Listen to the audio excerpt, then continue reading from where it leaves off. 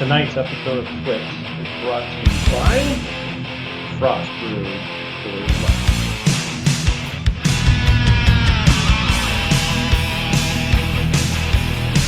Oh, I was thinking Hello by Adele might be nice.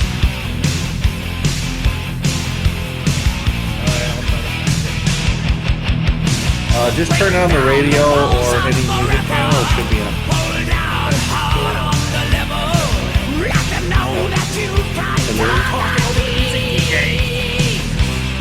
Alright. We can do this. Just like this time. Turn it up, that chainsaw sound. I just love to see my parents bleed. Hello again, everybody, and welcome back for the Week 13 edition of TWITS. It's been too long. Joining me once again from his palatial garage there with three apparently working taps on the fridge behind him, Mr. Mike Paddock. How are you? Howdy, doing fine. Yeah, I told you a couple weeks ago I'd keep you up to date, and I did not. However, both beers are on tap. We got the cream ale made after the Genesee cream ale out of Rochester, New York. Put that one on nitro. Not the former wrestling show, WCW Nitro. Yeah, that's been sitting there for about a month. It's tasting pretty good. I don't know what it's supposed to taste like, so I don't know. It's drinkable. And then my fave and everyone else's, the old Plum Loco, aka Plum Loco, pumpkin latte coconut ale. Pumpkin latte coconut? Oh yeah, pumpkin latte coconut ale. Woo. Come on down to the B-Town Brew House. Wow. Get all that and more on tap. All right. It's no Skull Oak Hottie from Hammerheart, but that does sound very tempting. What's the alcohol percentage on that bad boy, do you think? Oh, they're both on the Plum Loco. I think that's supposed to be around 4.6. Okay. I didn't measure it though, but it's just an ale, so it's not that big. Yeah, the new double IPA at Hammerheart is about 12%. Holy crap! Yeah, it's really good though, and they won't let you buy. They won't let you get the normal growler. They'll only give you the mini growler. So get in a parking lot and come back in.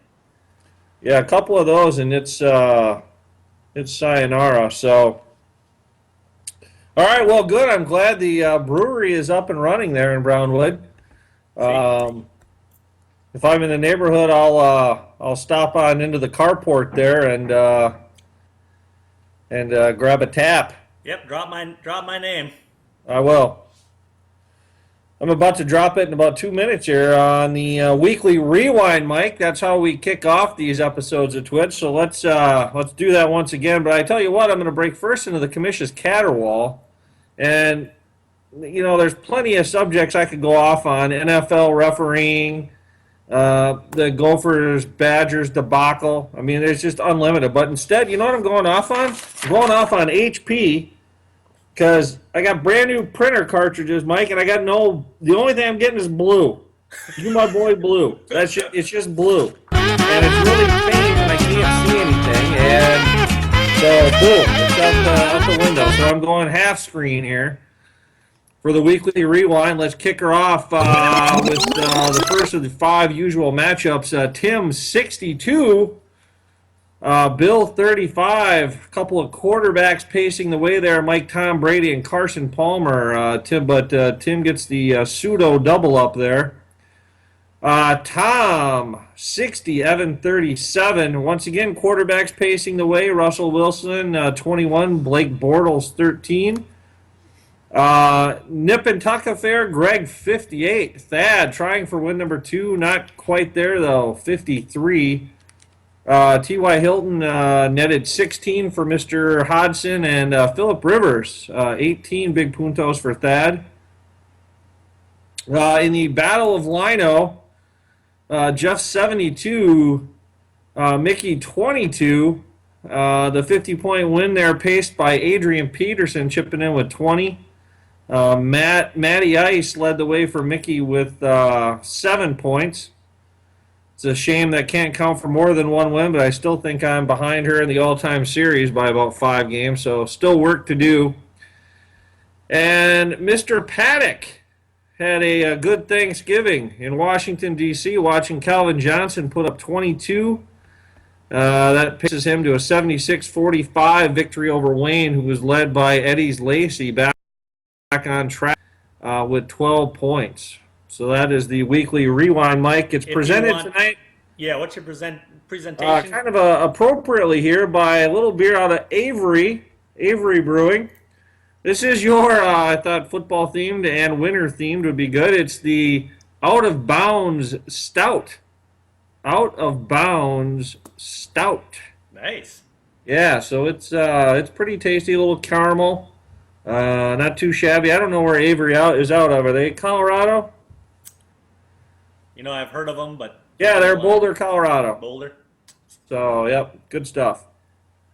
I was going to mention that you and I both scored in the 70s last week, and the only two to do so. So, obviously, TWITS is rubbing off. So, if you're not watching TWITS, you're not scoring points. We're the only two assholes in this entire market, global market, watching it. So, yeah, I mean, it's a small sample size, but I think you're definitely onto something there. Yep. No record setters happening in week number 12, Mike. So why don't we move right into the spotlight matchups and what's on tap?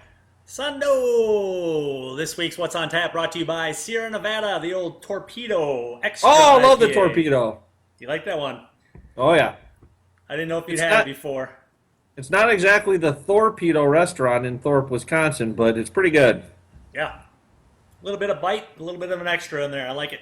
All right. Yeah, that's an IPA, right? It is. Oh, yeah. Love it.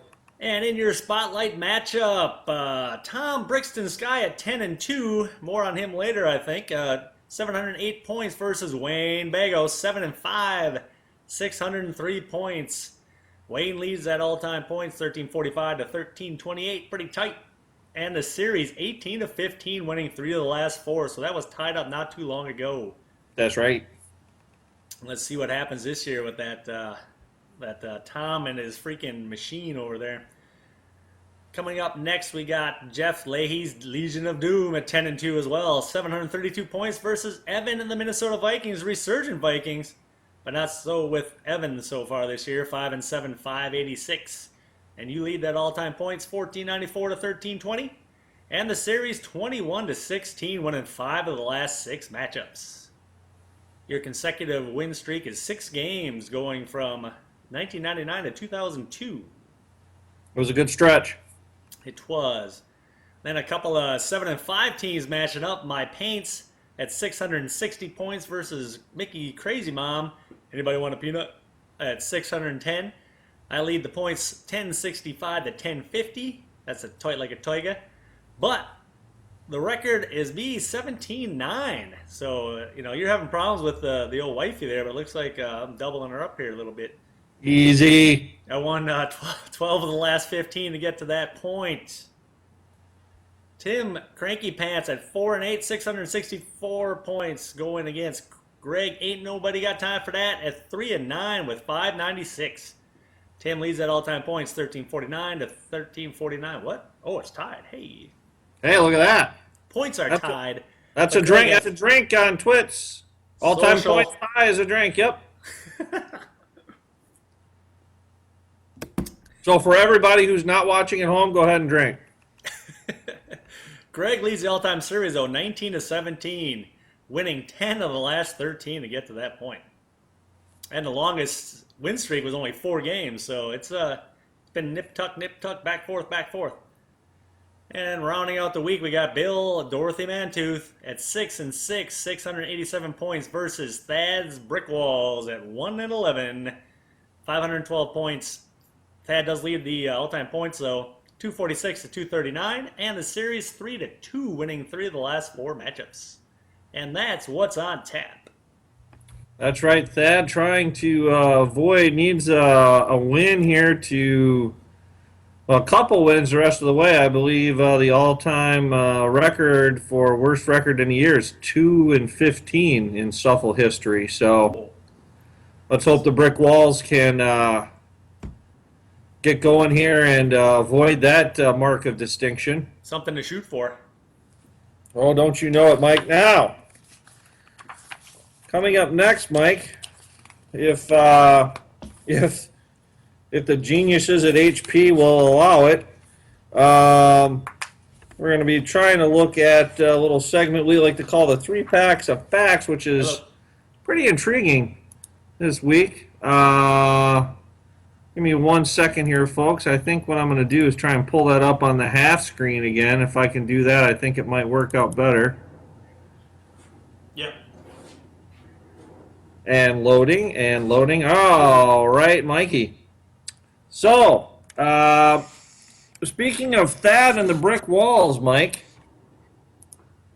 I took a look this week at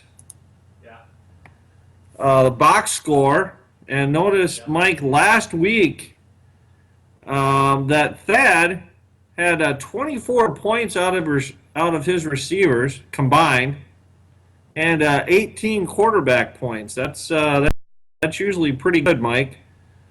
So my question for you, tying it into skeptic or believer, how many times in SFFL history do you think it's happened Yeah, let's do that. that the wide receivers have combined for 24 more points and the quarterback 18 or more? And then how many of those times do you think the loss has occurred? Oh my God, Mike's dead. He passed out from that pumped oatmeal stout. I'm staring at a blank screen. Yeah. Mike's been kidnapped.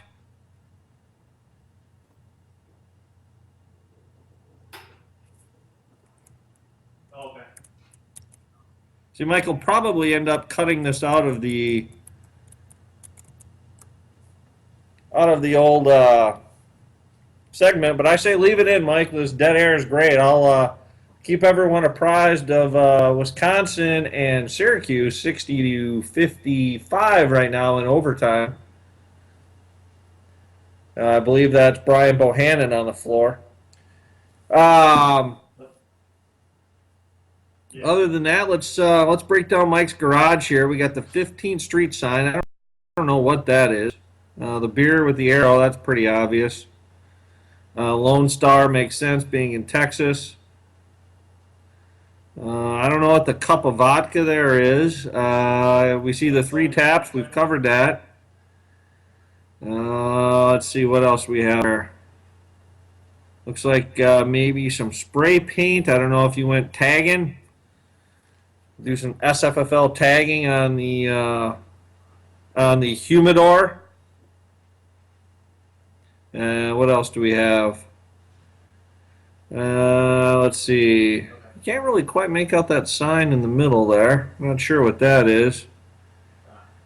All right.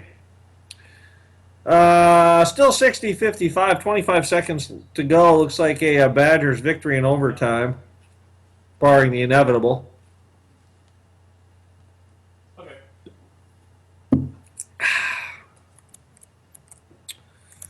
And so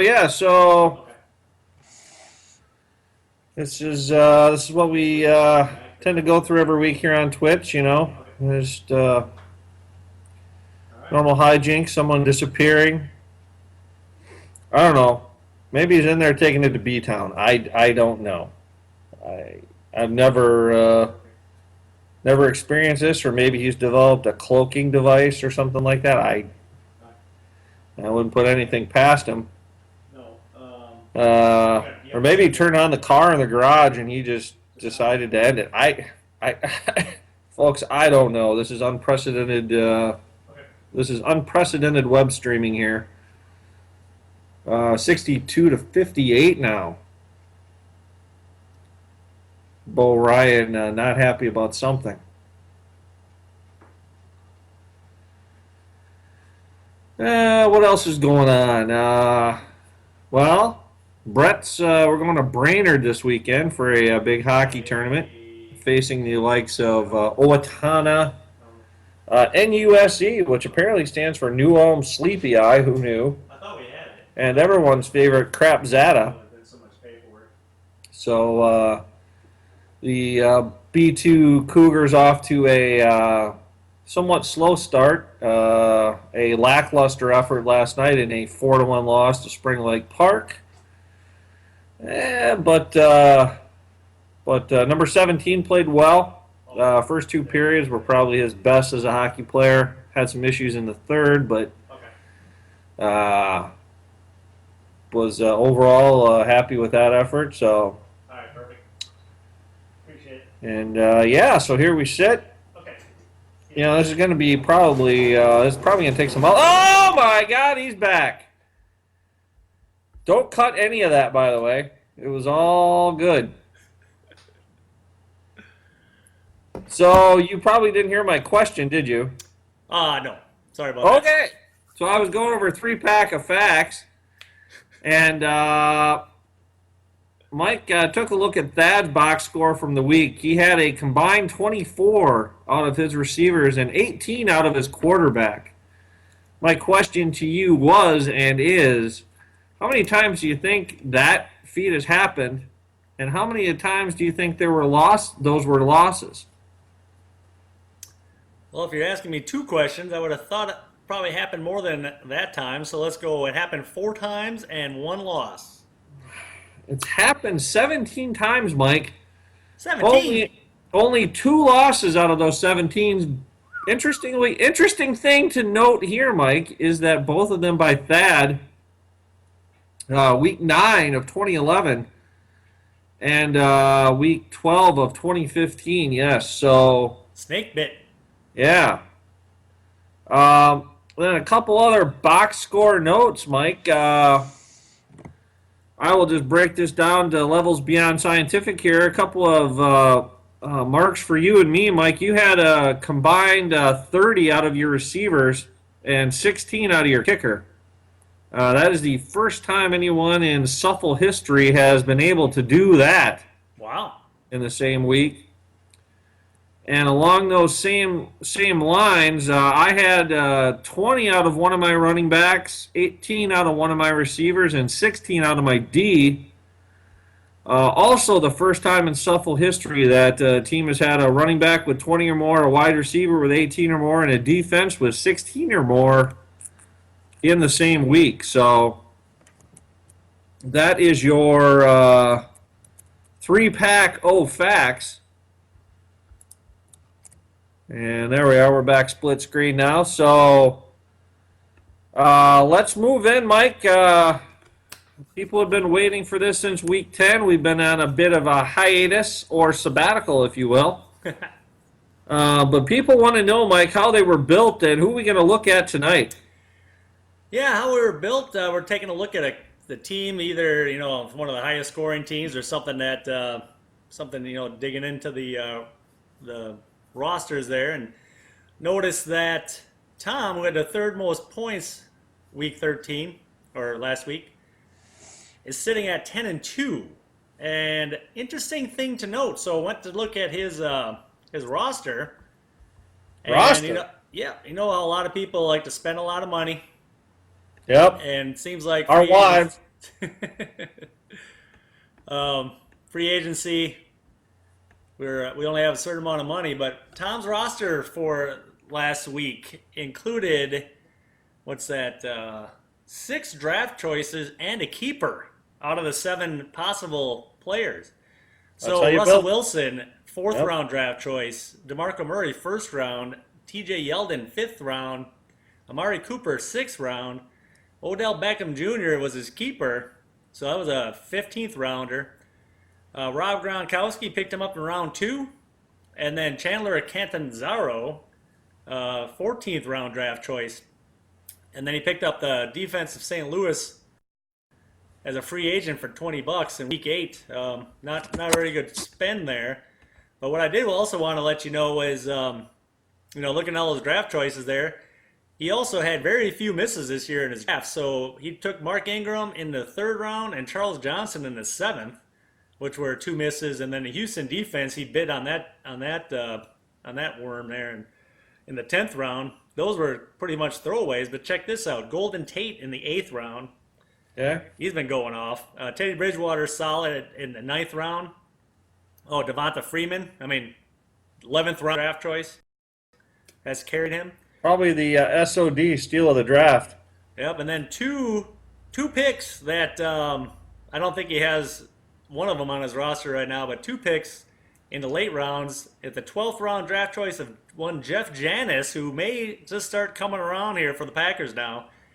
And then with draft choice 13 is David Johnson of your Arizona Cardinals, who has now been named the starter going the rest of the way. So a hell of a draft for Tom, and all the way into first place with a 10-2 record. And that's how they were built.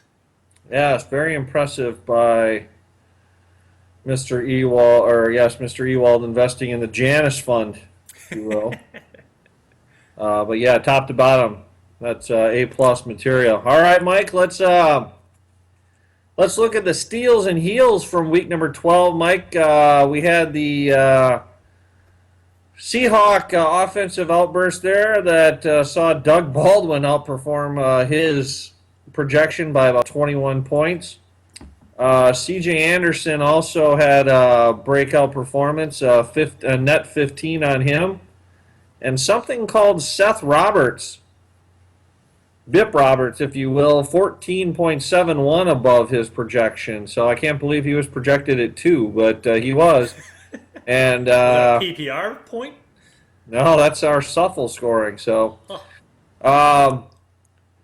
looking at the heels of the week, Mike, we had DeMarco Murray, the aforementioned in the last segment, minus 10 to take the top spot. DeAndre Hopkins, not used to being in this segment, minus 9. Didn't need him against New Orleans. And then Dez Bryant, also a bit of a non-factor, a minus 8. So those are your heels of the week.